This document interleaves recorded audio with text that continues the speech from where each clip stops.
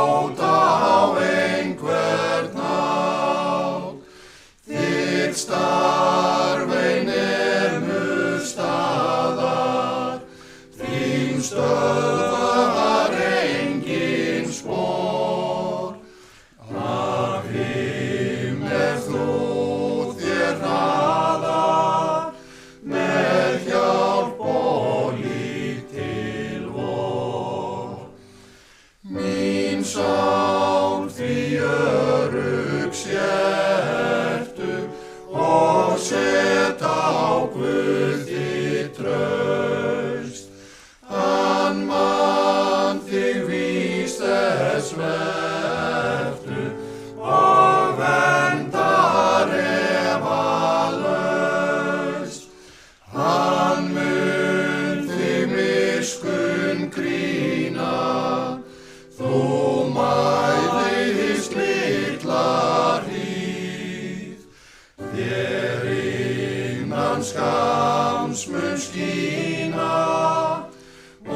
skýjum sólin blíð.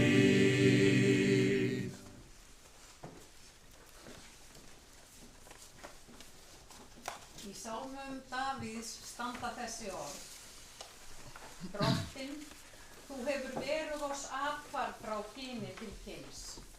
Áður en fjöllin fæddust og jörðin og heimurinn urðu til, frá eilífð til eilífðar ert þú, ó Guð. Þú lætur manninn hverfa aftur til duftsins og segir, hverfið aftur þér mannanna börn. Því að 1000 ár í þínum augum sem dagurinn í gær, þegar hann liðinn. Já, eins og nætur vaka. Kenn oss að telja daga vora, að vér megum öðlast viturt hjarta. Amen.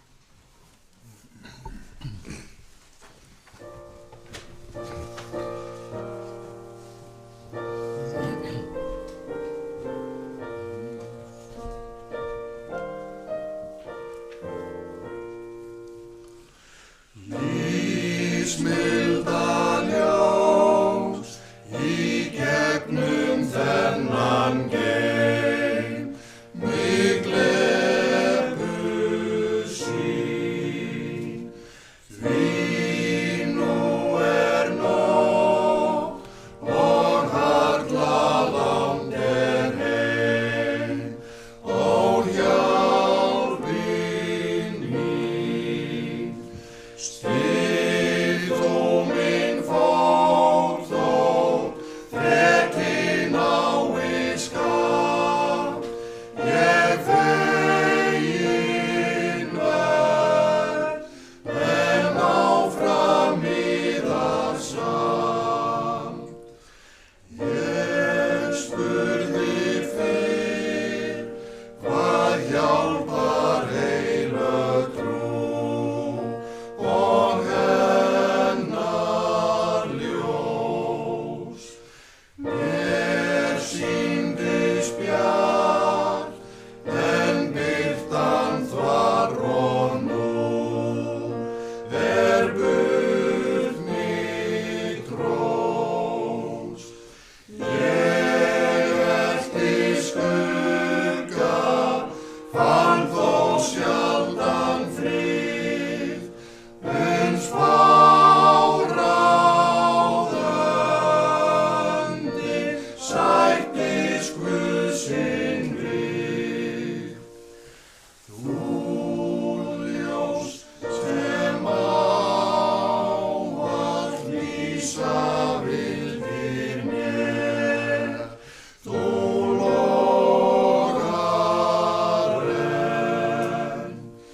Í gegnum báru, rím og voðasker, nú birtir senn, og ég finn aftur andans fögru dyr, og engla þá sem barn ég þekkti fyrr. Heyrum heilagt Guðspjall sem hljóðar svo í Drottins nafni. Jesús segir, hjarta yðar skelfist ekki. Trúið á Guð og trúið á mig. Í húsi föður míns eru margar vistarverur. Væri ekki svo, hefði ég þá sagt yður að ég færi burt að búa yður stað. Þegar ég farin burt og hef búið yður stað, kem ég aftur og tek yður til mín, svo að þér séuð einnig þar sem ég Veginn þangað sem ég fer, þekki þér. Tómas segir við hann, Herra, vér vitum ekki hvert þú ferð, hvernig getum ég þá þekkt veginn? Jesús segir við hann, ég vegurinn, sannleikurinn og lífið. Enginn kemur til föðurins nema fyrir mig. Amen. Þannig hljóðar við heilaga Guðspjall. Lof sé þér Kristur.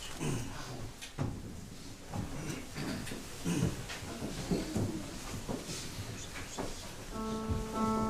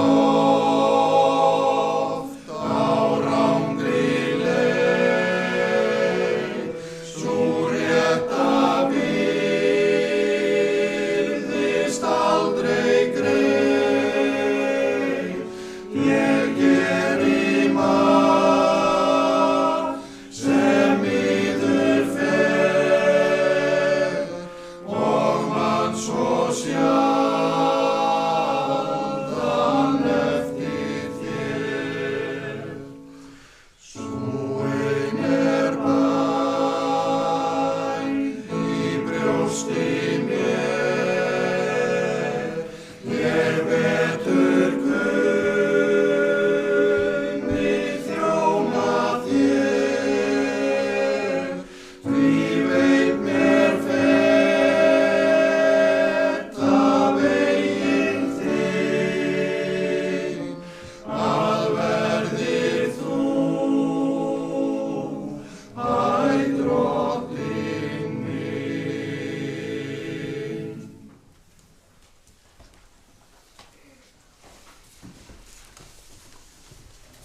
Orð frelsara okkar eru ofarlega í huga á útfarardegi Margrétar Þórðardóttur hann segir: Sælir eru syrgjendur því þeir munu hugsaðir verða. Orð Guðs sem við lesum í heilagri ritningu, þau eru okkur sannarlega styrkur og huggun ekki síst á sorgar og skilnaðarstundu. Með þeim erum við umvafin öryggi og kærleika Drottins sem að geymir okkur öll í faðmi sínum, þar sem við getum hvílt áhyggjulaust og falið okkur honum á vald, sem með okkur alla daga, allt til enda veraldar. Líf okkar allra það markast af því að við heilsumst og kveðjum þá sem auðgar tíma okkar út ævina, augnablikið og andartakið með samfylgd sinni og návist, auðgar það sem að mölur og ryð fær ekki grandað. Við þykjum úr hendi Guðs sérhvert augnablik og sérhvert andartak. Við tökum á móti því góða sem lífið veitir og jafnframt hljótum við af honum styrkinn til að takast á við það erfiða og mótdræga. Frelsari okkar, Jesús Kristur, hefur staðhæft að sú huggun stærst. Sælir eru syrgjendur því þeir munu huggaðir verða. Þetta tvennt þannig samofið. Drottinn úthlutar okkur mönnunum margvíslegum og ólíkum náðargjöfum, hver einn sinnar gerðar, einstakur með þætti í persónu sinni sem að einkenna líf hans. Og það eru ljúfar minningar í dag sem bregða ljóma yfir stundina. Við finnum það einnig nú að í sorg og söknuði felst líka kærleikur og hlýja. Sorgin aldrei ein á ferð og það þannig þegar við minnumst og þegar við þökkum fyrir liðna tíð. Og það streymir fram þakklæti og ljúfsál tregi þegar hinar liðnu myndir líða fram og fylla hugi okkar, því við skynjum þá svo vel hvers við höfum fengið að njóta á vegferðinni með góðri samferðarkonu. Minningar orðin sem nú verða flutt húsmóðurina og skógarbóndan á Þverlæk eru rituð af fjölskyldu hennar. Við kveðjum í dag mikla ættmóður full þakklætis og heiðrum leið hennar margbrotna lífs og ævistarf. Íslenski þjóðbúningurinn var Margréti kær, saumaði hún sér eitt slíkan og notaði eins oft og tækifæri gafst. Ömmustelpurnar skarta hér í dag íslenskum þjóðbúningum, ömmu sinni til heiðurs, þær fylgja henni síðasta spölinn. Nafna hennar í búningi ömmu sinnar og Berglind saumaði sinn sjálf, prýddan silfri frá Helgu langömmu.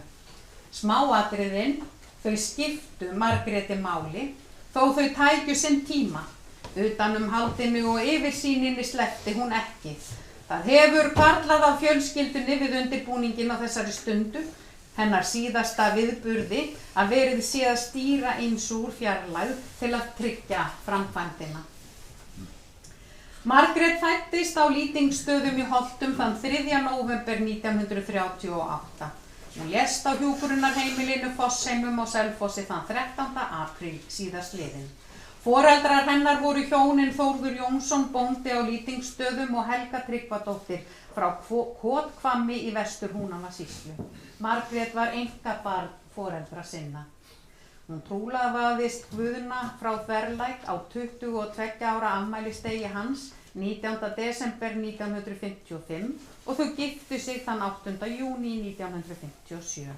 Foreldrar hans voru Guðmundur Kristinn Þorleifsson, bóndi á Þverlæk og Guðrún Guðnadóttir frá Hvammi í Holtum, húsmóðir á Þverlæk.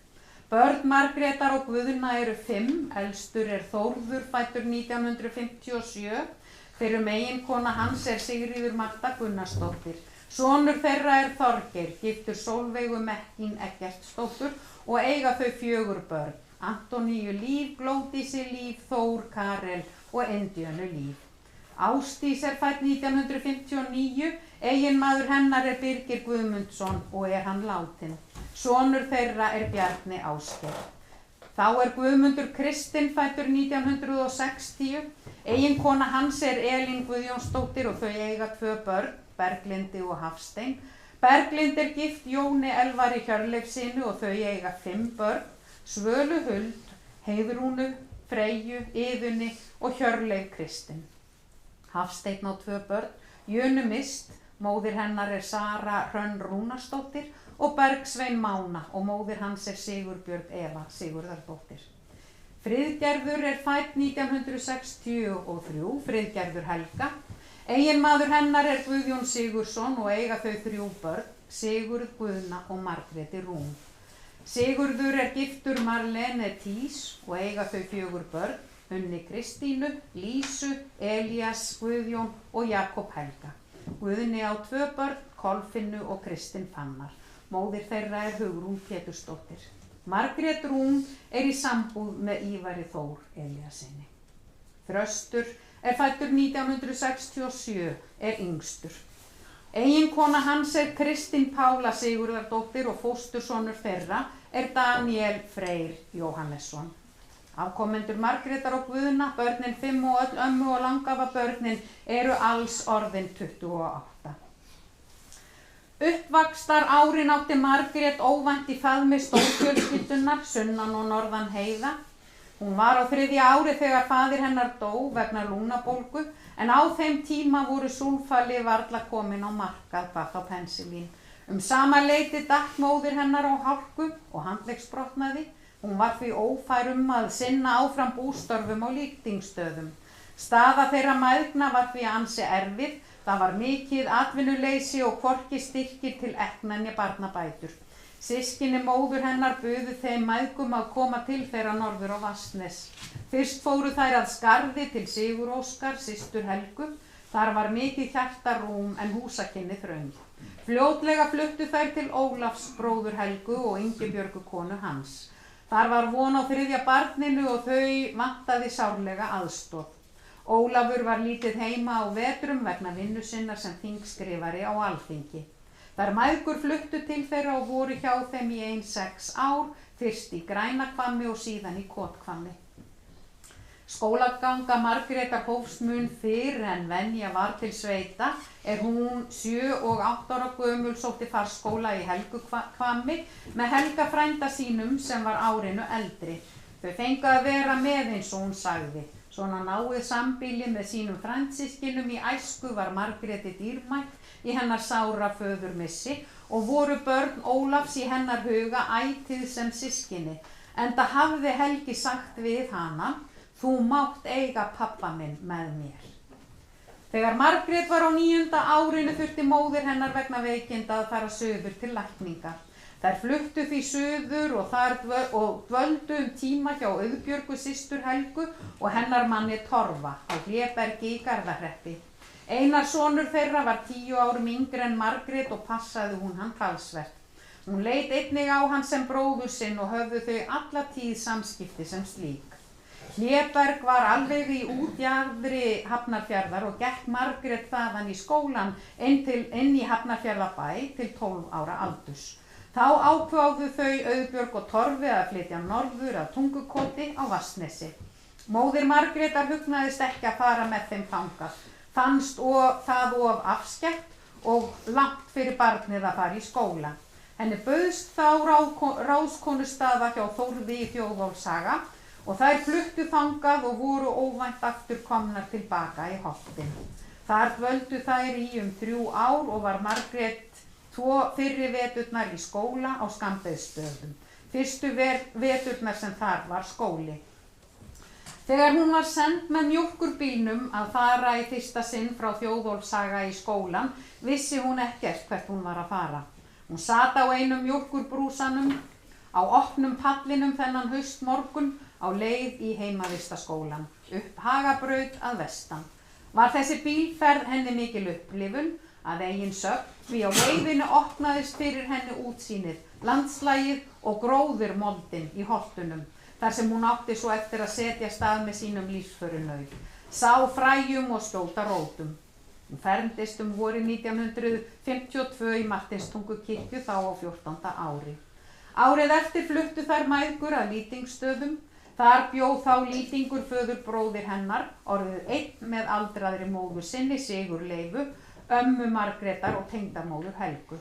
Skólagöngunni var ekki lokið, hún fór í skógaskóla 2 vetur og útskrifaðist þaðan vorið 1956 með aðra hæstu einkunn. Hún átti gott með að læra, var afburðanemandi og lauk þarna 3 ára gagnfræðaprófi á 2 árum. Þetta lagði hún á sig einfaldlega því hún hafði ekki efni á að vera 3 ár í skólanum. Á miðju seinna skólaárinu í byrjun árs 1956, þá nýtrúlofuð Guðna, flutti hún sitt heimilisfang að Þvarlæk, þar sem hennar beið ævistarfið sem húsmóðir og bóndi. Helga, móðir hennar, flutti svo fljótlega til þeirra og bjó hjá þeim meðan hún lifði. Þar með var búferlaflutningum þeirra mæðgna lokið. Guðni og Margrét bjuggu allan sinn búskap á Þverlæk í nálagt 7 áratugi með blandað bú í byrjun en lengstan tíma með kýr og síðast eingöngu með íslenskar landnámshænur og tré. Margrét vann þar við hefðbundin húsmóður og sveitastörf utan fyrsta veturinn í þeirra hjúskap, þá vann hún við skrifstofustörf hjá Kaupfélagi Rangæinga á Hvolsvelli. Fyrir launin keypti hún sér saumavél sem reyndist henni notadrjúg við fatasaum á sig og börnin. Margrét talaði oft starfið á Hvolsvelli sem veturinn sem ég vann. Það segir meira en mörg orð tíðaranda þess tíma. Hún tók alla tíð virkan þátt í félagsmálum og var fljót að bjóða sig fram og taka ábyrgð í hverjum þeim félagsskap sem hún tók þátt í. Henni var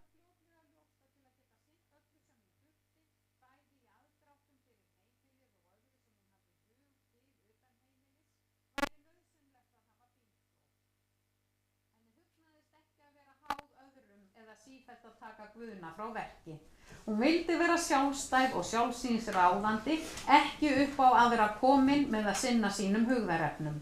Hún lærði á bíl leið og þau Guðni eignuðust sinn eigin og tók bílpróf sumarið 1967, en fyrst kvenna í sveitinni.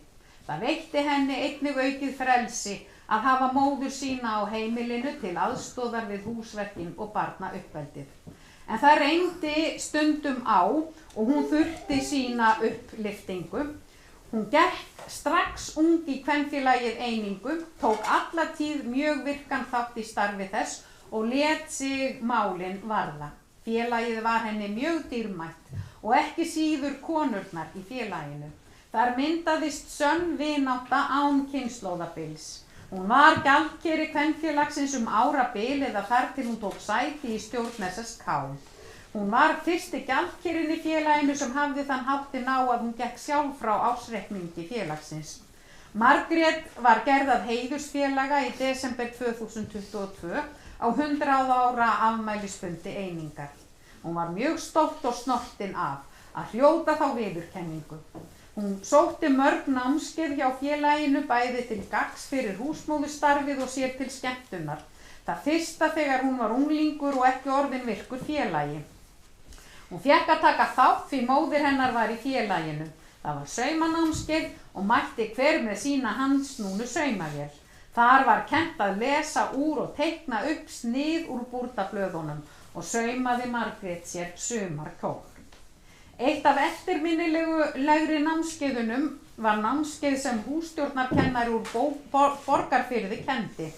Það þótti svolítið sérstakt námskeið en sannarlega gagnlegt, því rétt eins og smiður kaupir ekki fyrsta hamarinn sem hann sér, þá kenndi hún þeim að velja eldhúsáhöld og mikilvægi þess að vanda valið. Kvenfélagið hefur alla tíð haldið mjög fjölbreytt og vel sótt námskeið bæði í handavinnu og öðru handverki og hún tók af mikilli innlifun þátt í þessu öllu.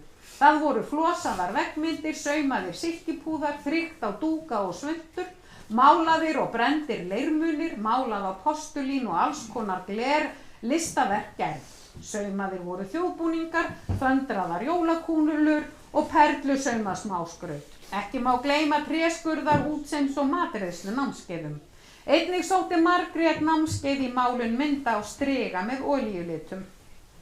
Málaði hún myndir alveg fram á síðasta ár, þá síðustu af Skógarfossi, fossinum sem henni þótti svo vænt um. Hún seldi tíma tækifæriskort með álíndum, þurrkuðum jurtum og blómum sem hún týndi villt eða í eigin skrúðgarði. Margrét náði mjög góðri færni í því sem hún lærði á námskeiðunum og var á hverjum tíma alltaf með einhver verkefni í vinnslu. Eftir hana liggur handverk af ýmsum gerðum í ótrúlegu magni. Hún tók einnig þátt í starfi Sambands sunnlenskra kvenna og var ritari sambandsins í allmörg ár. Hún átti tíma sæti í ritnefnd sem kom því á að ársrit SSK væri gefið út árlega og hefur það verið gefið út síðan. Árið 2013 var hún valin kvenfélagskona ársins hjá sambandinu. Árið eftir í tilefni 85 ára afmælis SSK tók Margrét þátt í skipulagningu og samsetningu veggteppisins frá fjalli til fjöru, fjöru til fjalls, austan og vestan Þjórsár. Kvenfélagskonur á Suðurlandi prjónuðu á göngu, ríflega 1000 einlita búta í mismunandi litum sem saumaðir voru saman. Allt til heiðurs formæðurum sem gengu prjónandi milli bæja og mistu varla niður lykkju. Úr þessu varð listaverk af Þjórsá, Heklu og Búrfelli sem núna prýðir heilan vegg á biðstofu bráðamóttöku HSU á Selfossi. Hún var virkur þáttakandi í málfundarfélaginu ITC Stjörnu í 20 vetur á 10. áratug síðustu aldar og 1. áratug þessarar aldar. Það var líflegur félagsskapur sem fólst meðal annars í sjálfstyrkingu, þjálfun í að tjá sig og koma fram. Þar var tekist á hin ýmsu málefni í ræðustól. Meðlimir skiptust á að sitja í stjórn og skoraðist hún síður en svo undan því. Haldnar voru reglulega ræðukeppnir innan deildarinnar og milli deilda á landsvísu. Hún hafði mikla ástríðu fyrir þáttökunni í ITC og lagði sig alla fram og vandaði til verka við ræðuskrifun. Hún tók oft þátt í ræðukeppnum fyrir hönd sinnar deildar og sigraði meðal annars ræðukeppni á landsvísu sem haldin var á Húsavík. Margrét var í félagi eldri borgara í Rangárvallasýslu og var ritari í stjórn þar í nokkur ár. Tíma stóð félagið fyrir veðurfundum á dvalarheimilinu Lundi og sótti hún og Guðni flesta þá fundi. Hún var lengst af ritari veðurklúbbsins og sá að koma veðurspám í héraðsblöðin. Margrét var félagi í ungmennafélaginu Ingólfi, þau Guðni voru iðin við að taka þátt í gönguferðum og fjallgöngum á sumrin. Bæði á vegum ungmennafélagsins og landsverkefni UMFI, fjölskyldan á fjallið. Sumarið 2014 tók hún ungmennafélagsandan alla leið þegar þau kepptu bæði á landsmóti UMFI 50+ á Húsavík. Hún í 100 metra hlaupi og spjótkasti í aldursflokki 75 til 79 ára. Árið eftir sumarið 2015 tóku þau einnig þátt á landsmóti UMFI 50+ og keppti hún meðal annars í kringlukasti. Á þessum mótum setti Margrét HSK-met í fyrrnefndum greinum og á hún þau met enn.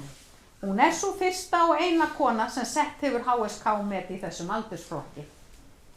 Hún kom að vinnu við gerð Holtamannabókar sem var gefin út árið 2006. Ritið dýrmætt safn byggðasögu og ættfræði í efri hluta Holtahrepps milli Ytri Rangár og Þjórsá. Hún ásamt öðrum safnaði myndum af bæjum og húsfreyjum í Holtum, bæði af þáverandi og fyrrverandi ábúendum. Öll býli sveitarinnar voru mynduð og tók hún margar af þeim myndum. Auk þess lagði hún fram mikilsverða aðstoð við frágang á myndum í lokin þegar að prentvinnslu bókarinnar var komið. Hún hafði mikinn áhuga á fuglum, ekki síst smáfuglum sem hún var dugleg að gefa í garðinum sínum yfir veturinn og fylgjast leið náið með atferli þeirra.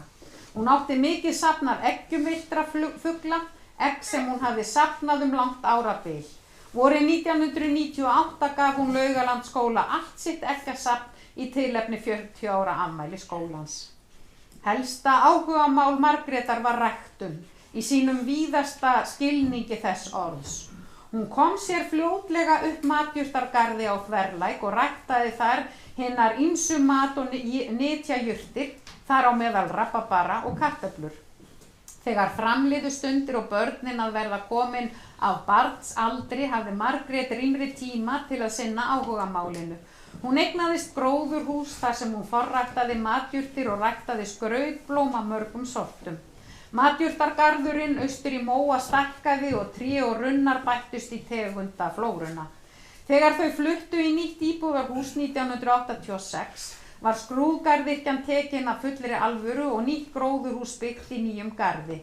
Gómsætu jarðaberin í gróðurhúsinu hennar ömmu eru barnabörnunum minnistæð. Mörg þeirra eiga minningu að hafa laumast í eitt og eitt ber þegar amma sá ekki til. Vandvirkni og góð umgengni einkenndu hennar garðyrkjustörf og fékk hún viðurkenningar bæði fyrir matjurtargarðinn og skrúðgarðinn. Vorið 1974 hófu Margrét og Guðni þátttöku í tilraunaverkefni í skjólbeltarækt á vegum Búnaðarsambands Suðurlands. Aldamótin þegar þau Guðni hættu formlega þátttöku í rekstri kúabúsins og Kristín og Elín tóku alfarið við, var Margrét ekki tilbúin að leggja árar í bát. Hún vildi taka trjáræktina lengra og gerðist skógarbóndi með þátttöku í verkefninu Suðurlandsskógar. Til að geta staðið almennilega að því verkefni fór hún í endurmenntun í garðyrkjuskólanum á Reykjum. Hátt á 70 aldri kláraði hún námskeiðsröðina Grænni skógar, 5 annan nám á háskólastigi. Í sinni lokaritgerð skrifaði hún sögu skóga á Íslandi frá landnámsöld. Hún leitaði meðal annars leifa á gömlum skógi í mýrunum á Þverlæk og fann í skurðbökkunum þar ummerki gamlan skóg. Margrét útskrifaðist úr náminu við hátíðlega athöfn 2. júní 2007 og var eini nemandi þess hóps með 100% mætingu. Hún var ein af stofnendum félags skógarbænda á Suðurlandi. Þar sat hún í stjórn í nokkur ár þar til hún var kjörin í stjórn Landssambands skógarbænda. Í tilefni aukinnar fjarveru konu sinnar á námstímanum samdi Guðni eftirfarandi vísu. Ekki örgrænt að honum hafi einnig þótt langt að bíða árangursins af plöntun græðlinganna. Heima munu grænni skógar skarta. Ég sitt heima og bíð og vona, þó engin þörf að kvarta því þetta 100% kona. Í dag ber skógurinn glöggt merki kunnáttu hennar. Margrét og Guðni voru duglega að ferðast. Innanlands var keyrt landið og heimsótti ættingjar og vinir. Fyrir norðan var hennar fólk. Það fann Guðni áþreifanlega þegar komið var norður á Hvammstanga í faðm ættingjanna. Þau fóru saman í hópferðir með bændaferðum bæði til Mið-Evrópu og Noregs. Margrét fór síðan ein með félagi skógarbænda í fræðsluferðir til að kynna sér skógrækt erlendis, bæði til Evrópu og Ameríku. Einnig fór hún í skemmtiferðir með kvenfélaginu allvíða innanlands og á erlenda grund. Margrét stjórnaði heimilinu af mikilli festu og reglusemi, nýtni og sparsemi, enda þurfti þess á stóru heimili. Var sterk kona, gerði hlutina sjálf og var ekki mikið fyrir að biðja aðstoð. Hún vildi hafa fallegt í kringum sig úti sem inni og var vandvirk. Öll þessi matargerð á haustin, slátur gert með gamla laginu og lagt í súr, soðin sulta úr rabarbara og berjum af ýmsum tegundum, en frágangurinn í eldhúsinu var ekki búinn fyrr en dúkurinn var kominn aftur á matarborðið. Allt sem hún vann, hvort sem það var uppvask, að brjóta saman þvott eða gróðursetja tré, vandaði hún sig við og gerði vel. Dagurinn var þannig að hún var að vasast í mörgu, en vinnudagurinn var ekki búinn fyrr en allt var komið í röð og reglu og verkin kláruð með sóma. Hálfkák var henni ekki að skapi. Með aukinni vélvæðingu við bústörfin þegar dráttarvélin var komin í stað hesta og handverkfæra, Þá tók Margrét sífellt minna þátt í heyskapnum á sumrin, enda hafði hún næg önnur verkefni og sagði iðulega að hennar eini heyskapur væri að sópa úr stiganum það sem bærist inn í bæ á veturnar. Þær vinnukonur sem hún tók til sín á sumrin fengu frábæra tilsögn, þannig að það jafnaðist á við heilan vetur á hússtjórnarskóla. Hún gat verið ýtin, en það var alltaf vel meint og falleg hugsun á bak við það. Guðni hafði dálæti á Möggu sinni og mat hennar framlag í þeirra búskap að verðleikum.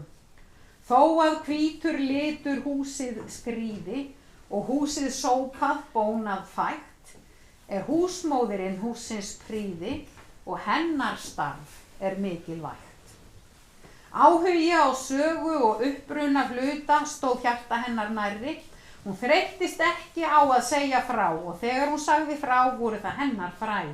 Hún tók sér góðan tíma í að fræða okkur afkomendurna hvað og hvernig þetta og hitt var til komið. Einhvern veginn vissi hún, það sem hugvísindanemar læra, að án sögunar missa hlutir og hefðin sitt gildi. Hún var alltaf að sá fræjum, allan ársins hring, því fólkið og samfélagið var líka garðurinn hennar. Frændsemi var líka eitthvað sem spíraði alltaf hjá henni og skipti hana verulegu máli. Ættarmótin sem hún tók þátt í að undirbúa voru eitthvað annað og meira. Þetta voru uppskeruhátíðir. Hún hafði þolinmæði til að ná sínu fram og hún náði því oftast. Var alltaf tilbúin að bíða eftir að fólk sæi að hún hafði haft rétt fyrir sér. Hún var stjórnsöm og fór vel með þann eiginleika. Gerði ekkert nema í samráði við þá sem í hlut átti. Þess vegna náði hún svona góðum árangri. Margrét dvaldi á Fossheimum síðustu 2 árin og þakkar fjölskyldan starfsfólki þar innilega fyrir góða umönnun, væntumþykju og virðingu. Heilsubrestur hennar vegna Parkinson jókst jafnt og þétt sem torveldaði henni margt. Hún lét það ekkert stoppa sig og með mikilli seiglu kom hún ótrúlegustu hlutum í framkvæmd. Ef þeir sem hún bað að aðstoða sig töldu einhver vandkvæði á þeirri ráðagerð hennar sem hún var með í huga var viðkvæðið iðulega, við sjáum nú til með það. Hún hringdi þá nokkur símtöl ef síminn lét að stjórn og það leið oft ótrúlega stuttur tími þar til hennar hugmyndir voru komnar á fulla ferð og í framkvæmd. Nú hún, blessuð sé minning hennar, komin yfir í nýjan garð og fær að gera hlutina sjálf með sínu lagi. Við afkomendurnir stöndum eftir í skjóli hennar trjáa með fulla vasa af fræjum inn í blómum skrýta framtíðina. Minning þín ljós í lífi okkar, hafðu þökk fyrir allt. Fjölskyldan þakkar innilega líhug, samúð og vináttu.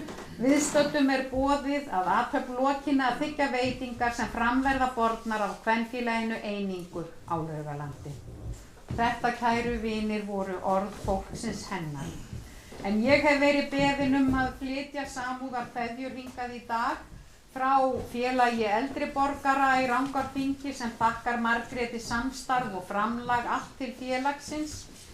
Einnig frá systrunum Ingunni Fjólu og Bryndísi Brynjólfsdætrum sem og frá Önnu Lilju Hafsteinsdóttur frá Ketilsstöðum.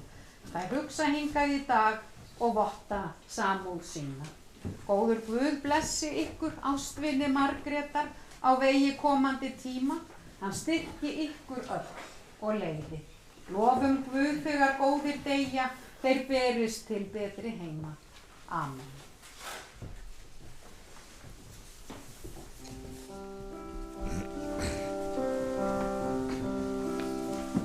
Mín græna sveit, hverfi lætislaust,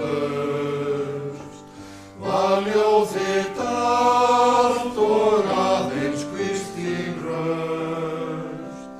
Á meðan yfir eftum foss og fjöll, þú fórst í holt og mýri blóm þín öll. Og meðan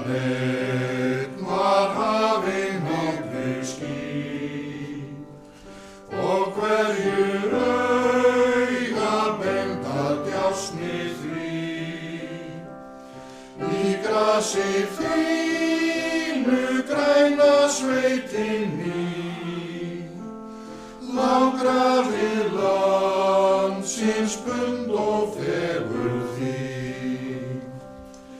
Í gljúpri moldu lengi fórstu flest, þau fræ seinna munu vaxa best. Á akri lands í nýrra sumra sól, því sjá þitt gott mun verða höfuðból. Og hann sem ungur yfirgaf þig fyrr, mun aftur kný á þínar grænu dyr. Í leit að blóm lifir aðeins þar, sem lífsins fyrsta ganga hafin var.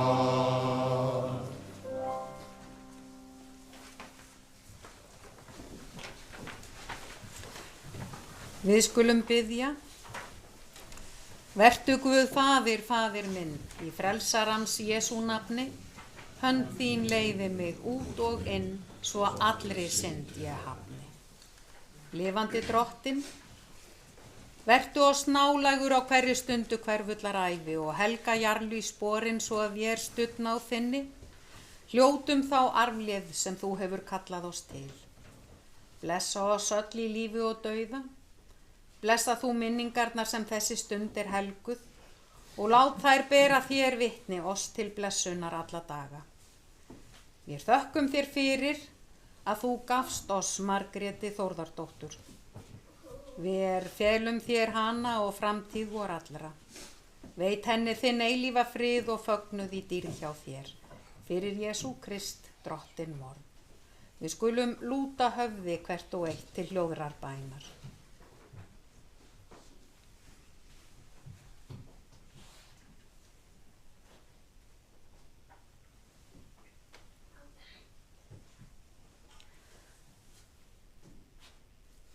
Og allar bænir vorar felum við í þeirri bæn sem Drottinn hefur kennt oss og biðjum saman.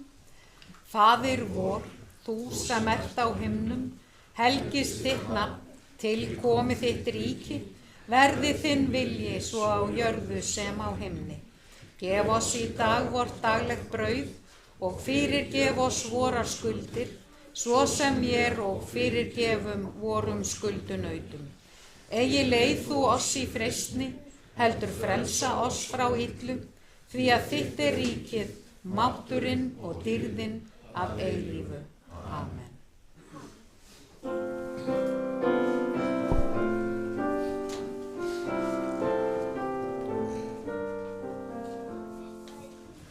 Allt eins og blómstrið eina, uppvex á sléttri grunn, þar með frjókun hreina, til stundars morgunstund, á snöggu augabragði, afskorið verður fljótt, lit og bönn niður lagði, lífvænlegt endar skjótt.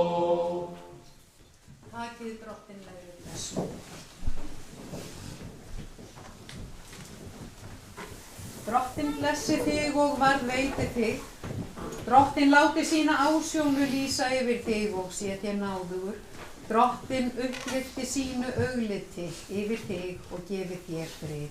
Í nafni Guðs Föður, Sonar og Heilags Anda. Guði séu þakkir sem gefur oss sigurinn fyrir Drottinn vorn Jesú Krist. Amen.